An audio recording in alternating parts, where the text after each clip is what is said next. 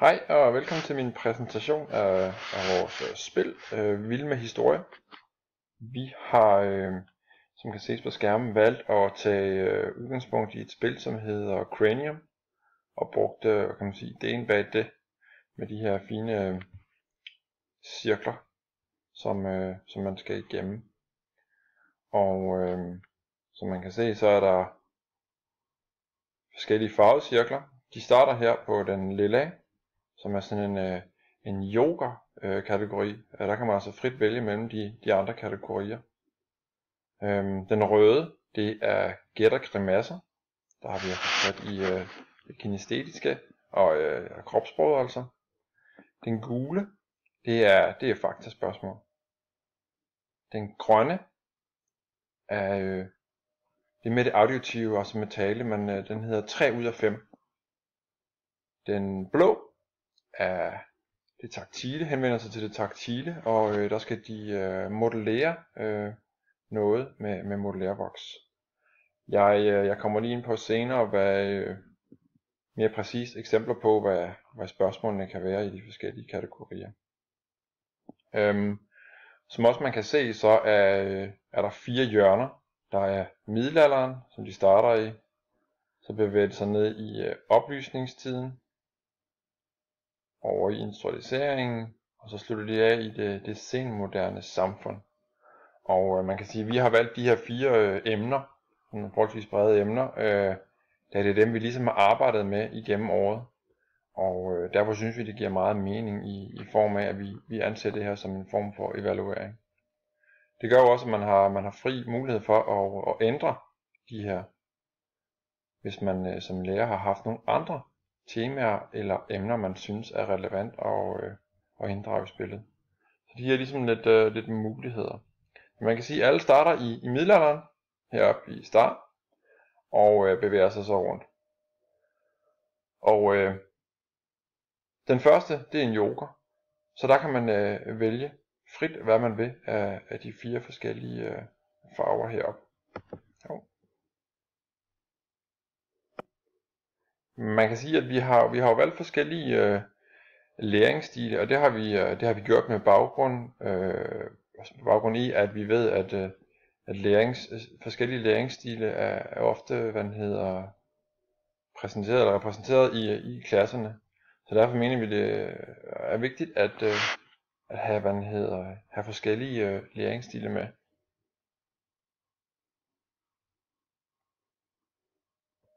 Som også tidligere nævnt, så indgår der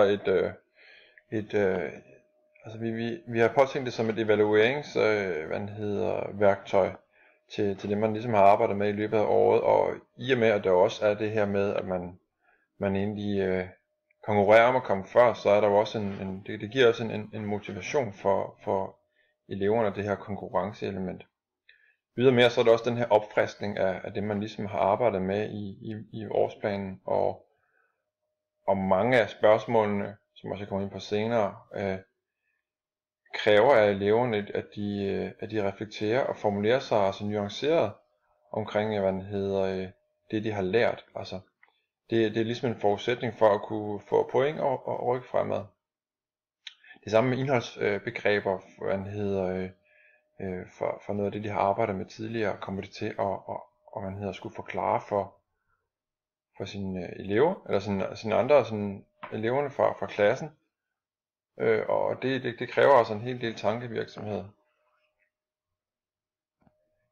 For at komme lidt ind på, hvad de forskellige farvede cirkler egentlig betyder, og hvilken slags spørgsmål der kunne være for dem, så vil jeg starte med den blå her, som er den taktile, det taktile element i de her spørgsmål. Et eksempel på et spørgsmål kunne være, at der sidder et par elever, 2, og den ene får så et lille stykke papir, hvor der står, modeller en ting. På bagsiden står så det, som eleven skal modellere, og det må vedkommende selvfølgelig gerne kigge på, men den anden elev, som sidder overfor, må ikke. Han eller hun skal selvfølgelig gætte, hvad det er, at eleven modellerer. Og der er tid på det her. Der er et timeglas på cirka 1 minuts penge.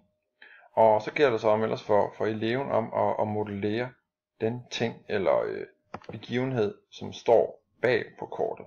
Og den anden skal selvfølgelig så gætte dette. Den grønne cirkel er den, som jeg kaldte 3 ud af 5. Og på den, der skal igen et par elever, skal igen, eller det kan også være en, der ligesom forsøger for de andre til at gætte det, og så sidder der måske en eller to eller tre andre elever, der skal gætte. Det gælder om her, det er, at på kortet, som den ene elev har fået, der står på bagsiden 6 ting, som omhandler, den givende tid for eksempel. Det er så meningen, at eleven skal få de andre elever til at gætte de her ord. Dog uden selvfølgelig at sige selve ordet. Men der er et lille men, fordi at der er et ord, som de ikke må sige.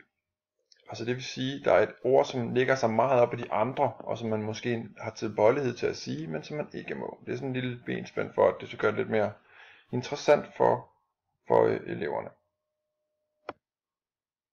Den gule cirkel er ren og skær faktaspørgsmål, og det er jo lidt som vi kender fra spil som Besserwisser eller Trivial Pursuit. Altså det er sådan et ganske enkelt spørgsmål, hvor der er et svar på. Så der ligger ikke så meget i det andet end at det er nogle sådan faktabaseret viden, som eleverne ligesom skal besidde for at kunne svare på dem.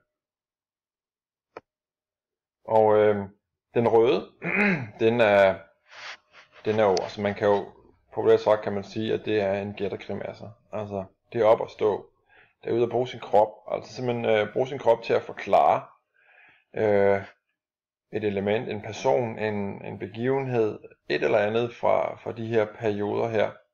Og igen det her med, at som også Erik Lund snakker om med, at vi skal have, der ofte er mange læringsstile i spil i en klasse.